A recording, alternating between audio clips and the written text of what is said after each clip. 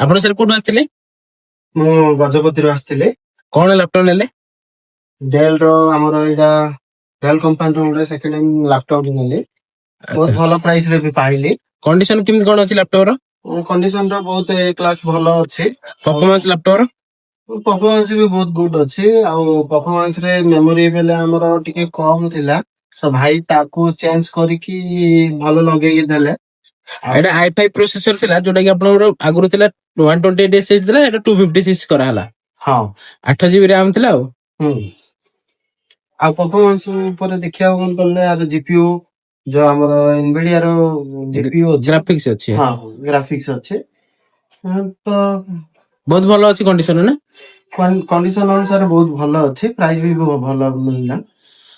ଆଉ ଆପଣ କାହାକୁ ସଜେଷ୍ଟ କରିବେ? ହଁ, ସମସ୍ତଙ୍କୁ ମୁଁ ସଜେଷ୍ଟ କରିବାକୁ ଚାହୁଁଛି କି ଆସନ୍ତୁ ଆଉ ଭିଜିଟ କରନ୍ତୁ।